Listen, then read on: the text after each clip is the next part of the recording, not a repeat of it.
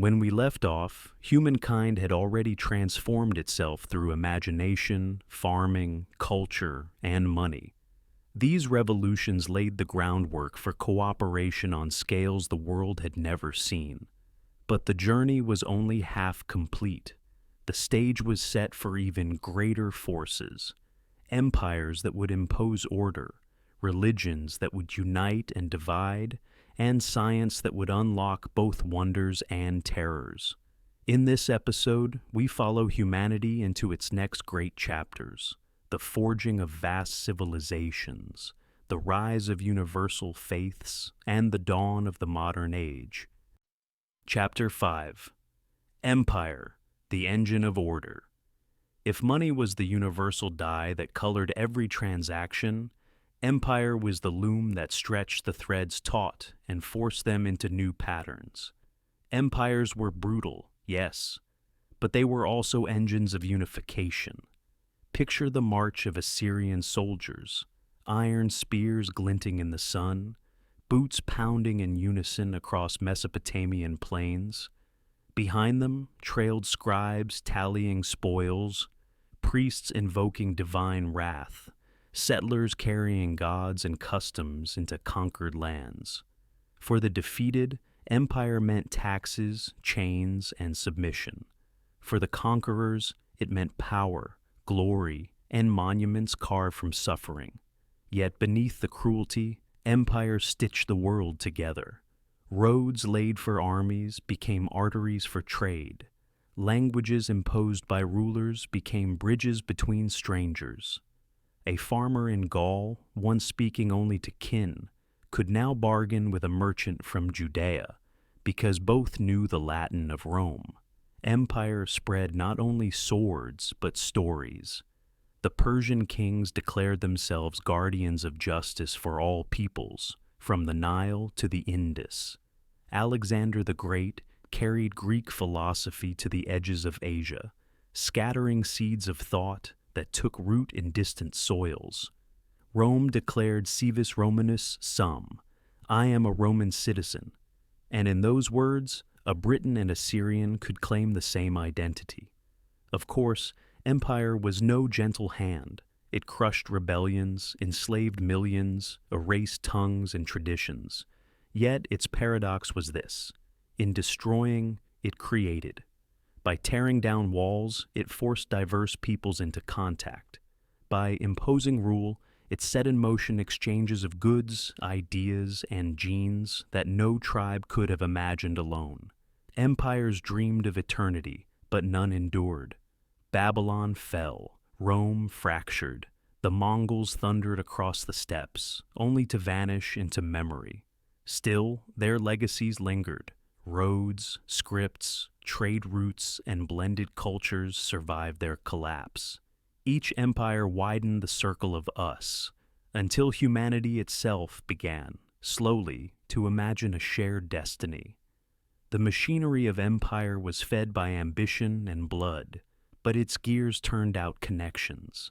Soldiers carried not just weapons, but songs and stories. Traders followed in their wake, exchanging goods and customs. Priests, scribes, and scholars traveled as well, spreading ideas that outlived the empires themselves.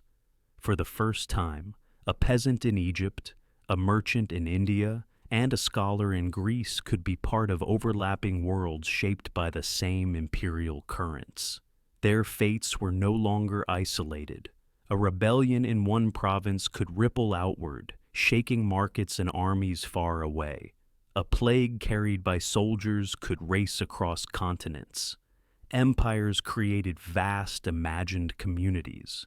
They took the raw material of culture and money, then forged them into institutions, bureaucracies, armies, legal systems.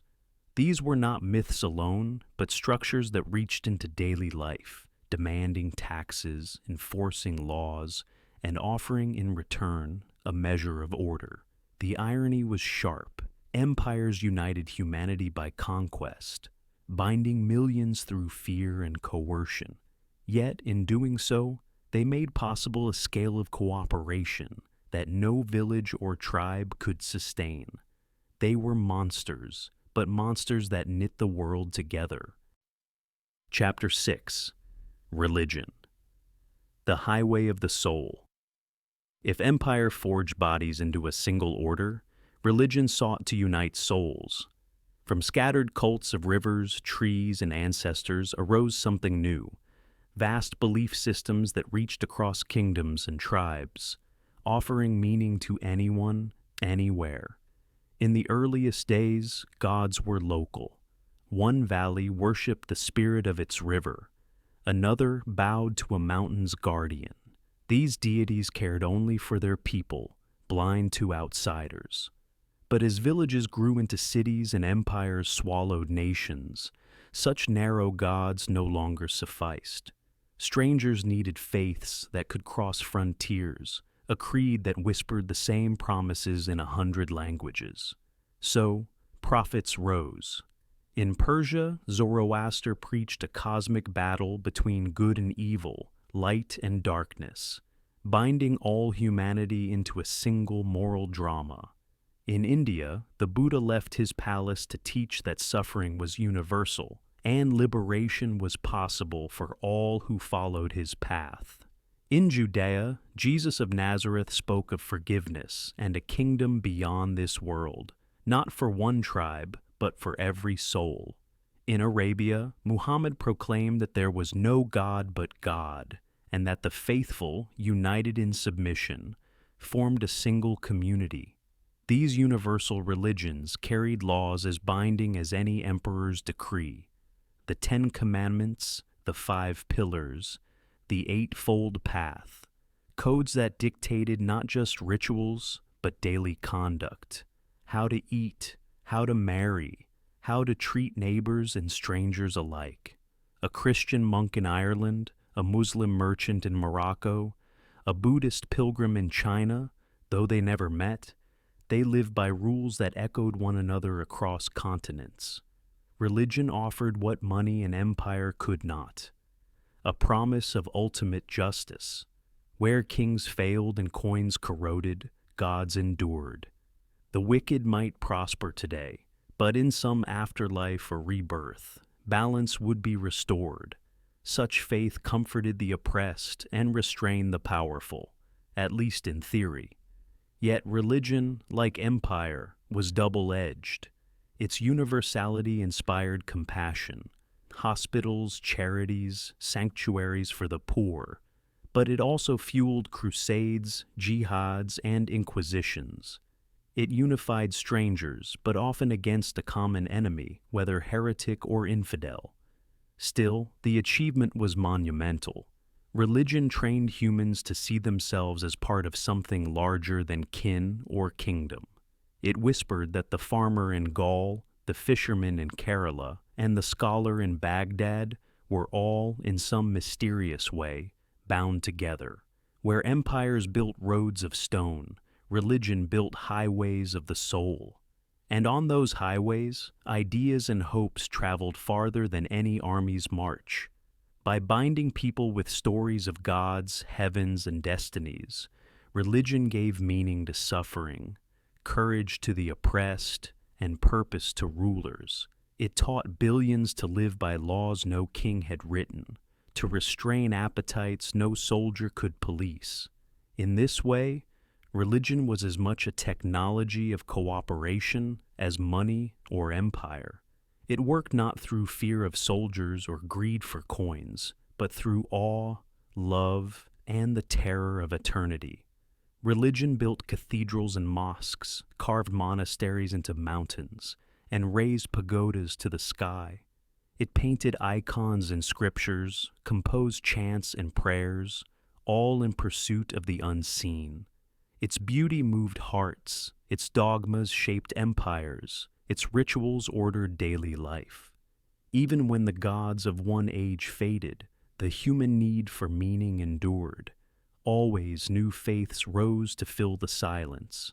Thus, religion became humanity's great bridge, fragile, dangerous, but indispensable, uniting strangers through belief in things they could never prove, yet would die to defend. Chapter 7. The Web of Humanity.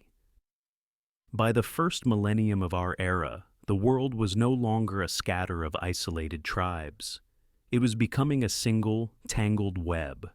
Strands of culture, money, empire, and religion stretched across continents, pulling distant peoples into each other's orbit.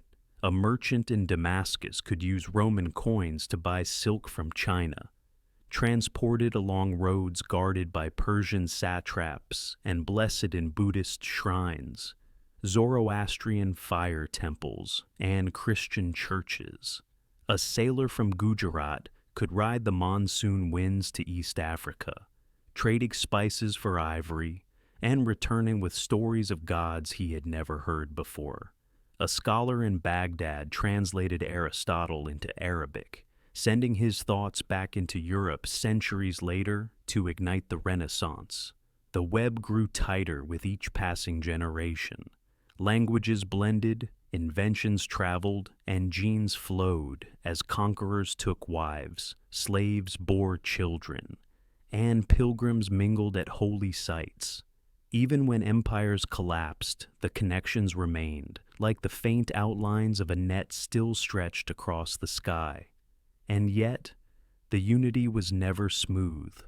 The web quivered with tension. Where cultures touched, they clashed.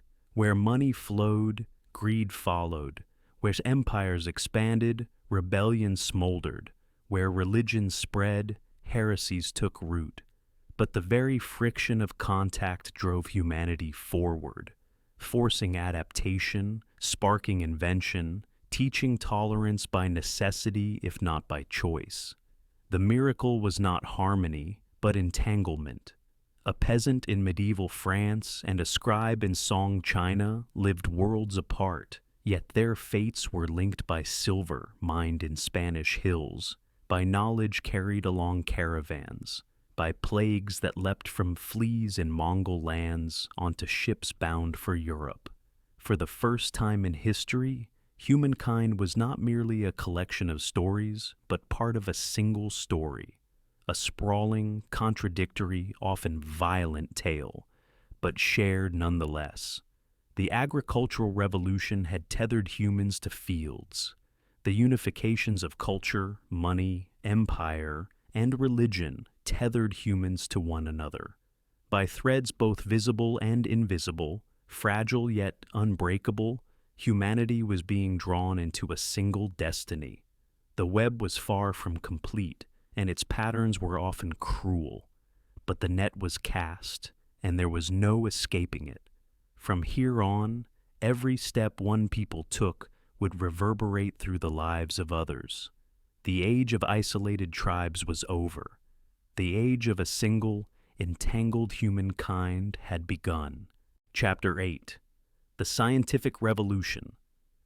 For thousands of years, humans trusted the wisdom of their ancestors. Every mystery had an answer, written in sacred texts or whispered by priests. Why do rivers flood? Because the gods are angry. Why does a child sicken? Because demons lurk unseen. To doubt was sin. To question was rebellion. But in the 16th century, something cracked. A few bold souls dared to say, "We do not know." It was a scandalous confession. For millennia, ignorance was shameful. Yet now it became the seed of a new age. Instead of bowing to ancient certainty, thinkers began to ask questions and test them against the world. They studied the stars not to divine omens, but to measure their paths. They dissected bodies to learn their secrets. They looked at the universe not as a finished script, but as an open book. Columbus sailed west, not on a prophet's command, but on a gamble that unknown lands lay beyond the sea. Galileo turned a telescope skyward and saw moons orbiting Jupiter, proof that Earth was not the center of creation. Newton watched an apple fall and glimpsed the invisible hand of gravity binding the cosmos together.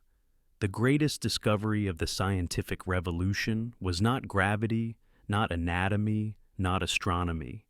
It was ignorance itself. For once humans admitted, We don't know. They gained permission to explore, experiment, and dream beyond tradition. Yet ignorance alone was not enough. To master it, people forged the scientific method: observation, measurement, experiment, proof. Knowledge ceased to be dusty relics guarded by priests. It became power. Knowledge is power, declared Francis Bacon, and his words became prophecy. Explorers mapped seas and winds. Physicians cataloged diseases and brewed remedies. Engineers studied the flight of cannonballs and the strength of metals. Each discovery bred another, like sparks feeding flame, and power rewarded knowledge richly. Forests fell, rivers were dammed, mountains mined. Nations that mastered science surged ahead. Those that clung to tradition were conquered, colonized, or ignored. For the first time, progress was no longer nostalgia for golden ages past, but a promise of the future. If science could cure diseases today, might it not conquer death tomorrow? If it could harness steam and gunpowder, might it not bend nature itself to human will? The arrow of progress pointed toward dazzling horizons. Scientists spoke of growth without end. Politicians promised brighter tomorrows. Laboratories became temples of a new faith, the faith that humans could one day transcend even their own mortality. The ancient dream of Gilgamesh stirred again. Immortality, once sought in myth, was now pursued in medicine and machines. But science was a hungry child, and it needed a patron.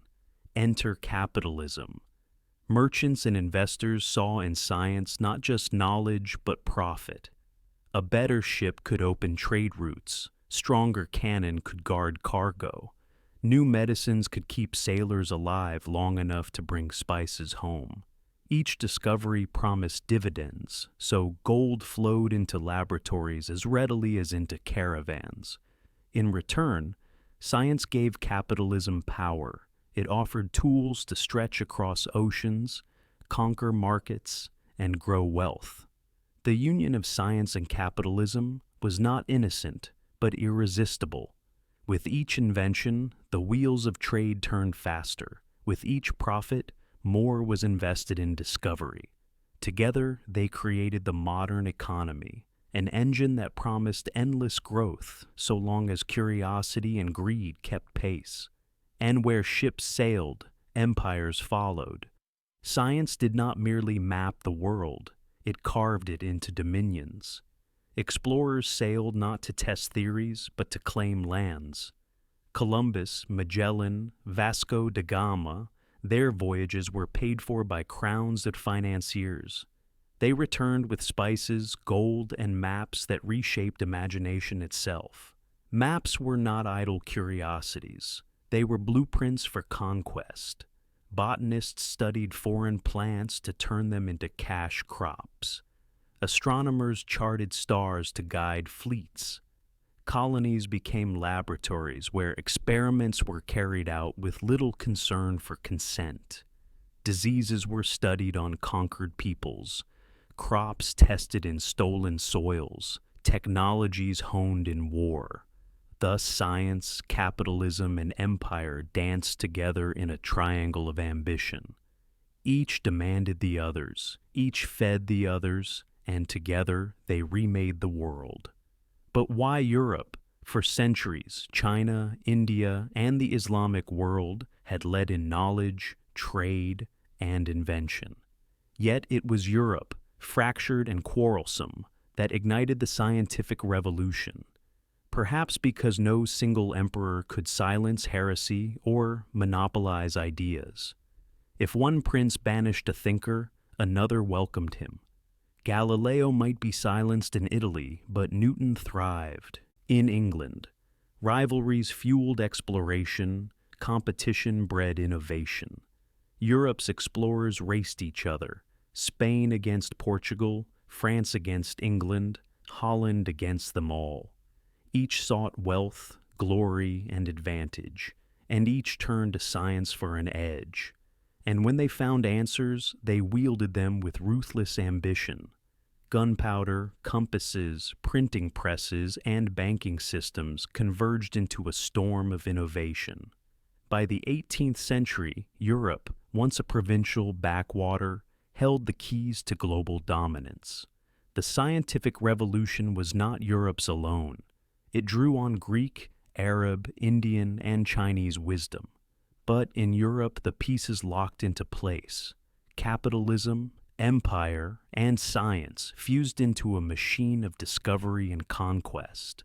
Once that machine began to turn, it reshaped the fate of humankind. Humanity had discovered ignorance, then turned it into power, then yoked it to ambition. The age of myth and empire gave way to an age where laboratories and markets ruled, and from that moment, there was no going back. The modern world had begun. Conclusion: the story of humankind is not finished. In truth, it has barely begun. For hundreds of thousands of years, our ancestors lived as foragers, shaped by the rhythms of nature. For mere millennia, we have tilled fields, raised empires, and dreamed gods. Only in the last few centuries have we harnessed the powers of science, industry, and technology. Compared to the long silence of prehistory, the entire drama of civilization is but a heartbeat. What makes our story remarkable is not just what we have achieved, but how quickly. In the blink of an evolutionary eye, we have leapt from stone tools to supercomputers, from fire-lit caves to footprints on the moon. We have imagined nations into being, turned metals into money, woven billions into networks of trade, faith, and law. We have toppled forests, dammed rivers, and bent species, even ourselves, to our will. Yet every triumph carries a shadow. The same science that heals disease builds weapons of annihilation. The same empires that unite also destroy. The same myths that inspire also divide. Our greatest strength, the ability to believe in stories, remains our greatest danger. For we can as easily imagine destruction as progress. Still, the arc of our tale is not one of despair, but of possibility. If the past proves anything, it is that we are capable of reinventing ourselves. Each revolution has remade us, and new revolutions surely lie ahead. This book ends here, but the story does not. It continues in every lab, every classroom, every prayer, every protest, every dream whispered into the dark. The story of humankind is the story of us, and its next chapter is waiting to be written.